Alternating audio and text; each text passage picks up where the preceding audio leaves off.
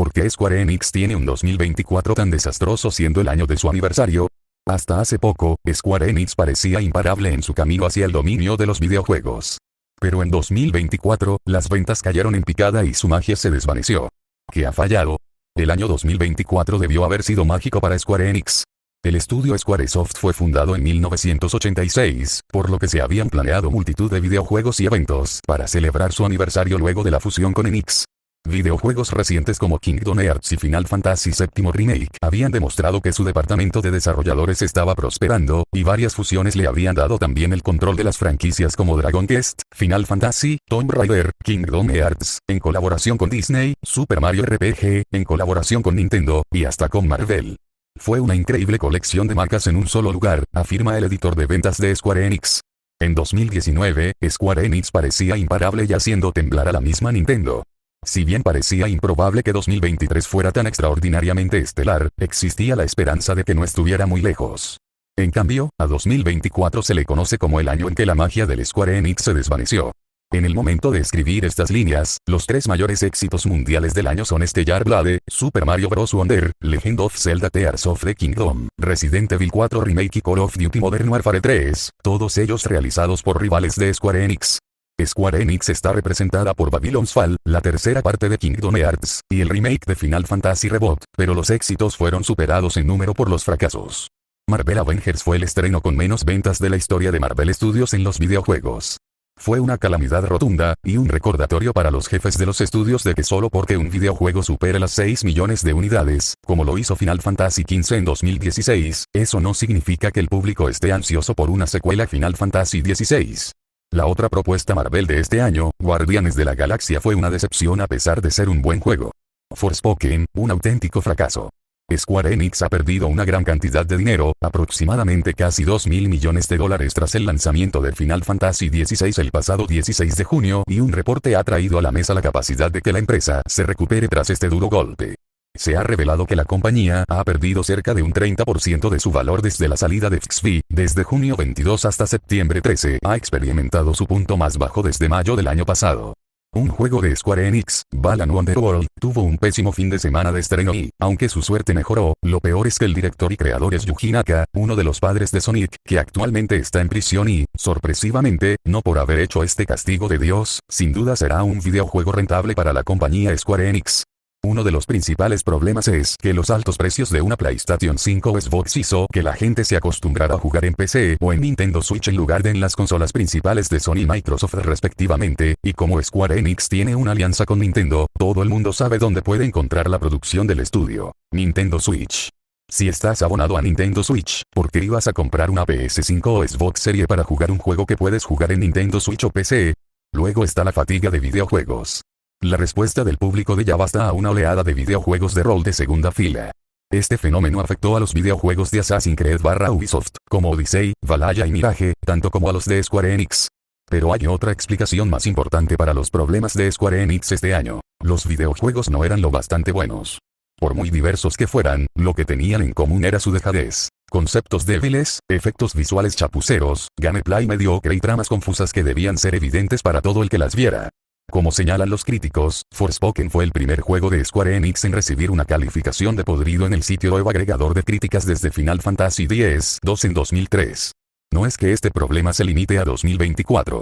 Los videojuegos de Square Enix de los años pasados, The Kidman y Final Fantasy XIII, fracasaron por la misma razón rudimentaria. Pero este año, un videojuego tras otro han tenido suficientes fallos evidentes como para desanimar a los jugadores y a la crítica. No importa la pandemia, la fatiga de los videojuegos o el atractivo de otras consolas más baratas. Sean cuales sean las circunstancias, pocas personas que hayan jugado Forspoken o Marvel Avengers habrán pensado que merecían ser éxitos de ventas mundiales. Si algo conectaba la calidad inferior de estos videojuegos era lo retrógrados que eran. Quizá los ejecutivos del estudio estaban demasiado centrados en el aniversario de la empresa, pero parecían empeñados en vivir de glorias pasadas en lugar de intentar algo creativo. Apostaron por la nostalgia y los micropagos, a expensas de todo lo demás. El eslogan de muchos de sus carteles podría haber sido, como algo que has jugado antes, pero peor. Esta complacencia de laurel contrastaba con la audacia de Stellar Blade y Call of Duty Modern Warfare 3. Uno de estos videojuegos revoloteaba entre la campaña. Empieza en un submarino, donde se encuentran 3 contratistas del grupo con equipos de buceo listos para salir a la superficie. Al salir, se topan con el complejo penitenciario de Sordoya. Los contratistas entran al complejo y se dirigen silenciosamente a la celda de la prisión 627, eliminando a guardias distraídos en el camino. Aunque sufrieron algunas bajas, logran llegar a la planta baja del complejo, mientras el otro cuenta que la humanidad es expulsada de la Tierra después de perder una guerra contra unos invasores alienígenas llamados Naytiva. Para recuperar su hogar perdido, Eve y su escuadrón son enviados desde la colonia para luchar contra los Naytiva y recuperar la Tierra. Finalmente, Eve conoce a un superviviente llamado Adam, que la lleva a Acción, la última ciudad superviviente de la humanidad en la Tierra. Luego, Eve se pone en contacto con el anciano Orcal y establece relaciones con los residentes de Acción, para continuar con su misión de salvar a la humanidad y reclamar la Tierra. El videojuego de Stellar Blade recibió críticas muy positivas, destacando su jugabilidad innovadora, historia, y apartado gráfico. Y Square Enix vendía más de lo mismo, y el público no se lo tragaba. Esto puede parecer sorprendente dado que el último año dorado de la compañía, 2019, estuvo definido por secuelas y remakes. Los 7 videojuegos que tuvo en el top 10 global incluyeron Dragon Quest LX, Final Fantasy XV, Nier Automata, Tomb Raider, Sleeping Dogs y Final Fantasy VII Remake y Dragon Quest X. Aunque estos videojuegos eran secuelas, todos prometían a los jugadores un atisbo de algo nuevo. Dragon Quest X y Final Fantasy XV fueron 2 secuelas muy esperadas de fantasías épicas de varias partes. Sleeping Dogs se ambienta en Hong Kong. El personaje jugable protagonista es un policía, Wei Shen, cuya misión consiste en infiltrarse en las tríadas.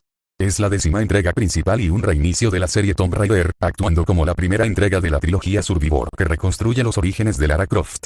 El juego fue lanzado para PlayStation 3, Windows y Xbox 360 el 5 de marzo de 2013. El juego se centra en la supervivencia, con exploración al atravesar la isla y visitar varios tumbas opcionales. Es el primer juego de la serie principal en tener multijugador y el primer juego de la serie publicado por Square Enix después de la adquisición de Eidos Interactive por parte de esta última en 2009, algo que nunca se había intentado antes. Analicemos la cosecha de videojuegos de Square Enix de este año. El estreno de Final Fantasy XVI. Ya lo vimos en Final Fantasy XV, y tampoco fue deslumbrante. Babylon's Fall, entrega que seguramente todos sabían que estaría en esta lista. Incluso fue agregada al top 5 de peores juegos de 2022, y por lo mismo lo pusieron en el 4. ¿Qué más se puede decir de esta abominación? Parece irreal que 2 compañías como Square Enix y Platinum Games hayan desarrollado algo tan mal hecho y terrible. Con su pura apariencia se nota el poco cariño e importancia que los desarrolladores le pusieron, pues es más feo que sacar bola blanca en el servicio militar. En general, la dirección de arte fue uno de los puntos por lo que muchos ni voltearon a verlo, y a eso le agregamos todo lo que hace mal en materia de jugabilidad. Falla en ser un juego que busca engancharte por horas, y en realidad es repetitivo a morir. Todo sobre Babylon's Fall es aburrido. Su combate, calabozos, historia y mecánicas. Tanto así, que después de un mes de su debut, estaba más abandonado que Latinoamérica, por Dios. Square anunció que para febrero los servidores del juego morirán y será obsoleto, algo que a nadie sorprendió. Lo alarmante es que una compañía de su calibre no se está acostumbrando a lanzamientos flojos y vacíos. Balan Wonderworld. Los plataformeros en 3D han resurgido en los últimos años, sobre todo gracias a los estudios indies. Hay grandes producciones como Super Mario Odyssey, y otras más humildes pero geniales como A Teen Time, Demon's Turf y Nikin.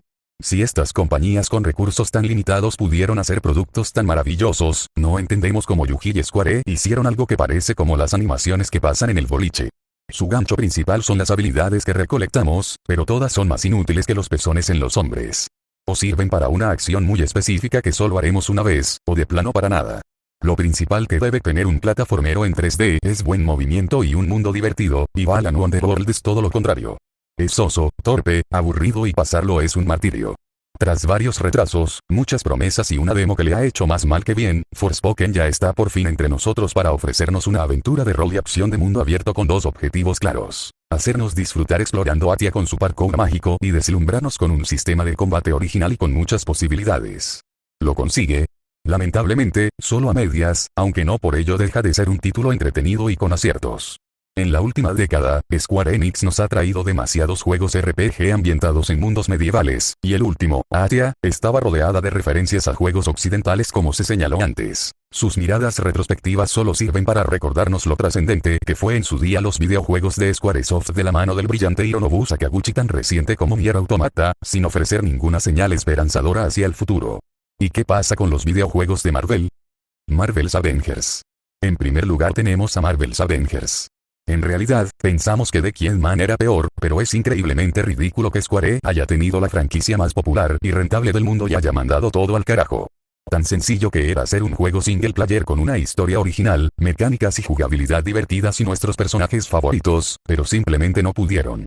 Square Enix prefirió hacer un juego como servicio lleno de microtransacciones, multijugador monótono y repetitivo y misiones diarias más aburridas que el canal de Congreso. A eso le agregamos que, como buena compañía avara, en lugar de lanzar todos los personajes desde el comienzo, decidieron sacar múltiples DLC, algunos exclusivos de cierta consola, como Spider-Man con PlayStation, y que ni siquiera aporta a la historia.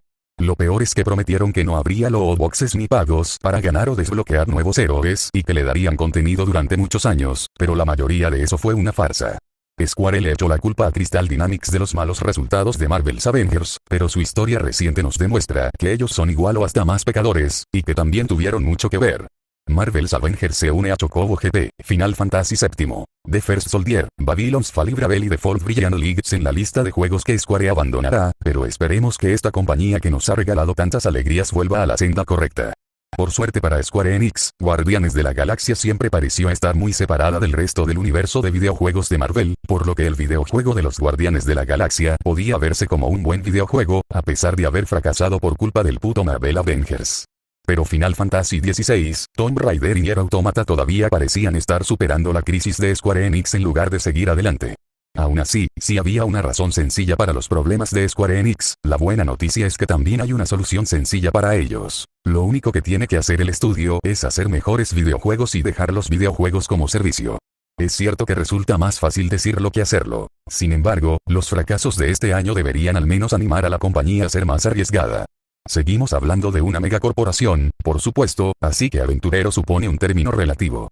Es de esperar que el mundo de los videojuegos se vea sacudido por el renacimiento de videojuegos basados en los Cuatro Fantásticos y X-Men, propiedades de Marvel que en su día pertenecieron a 20th Century Fox y que ahora han sido absorbidas por Disney.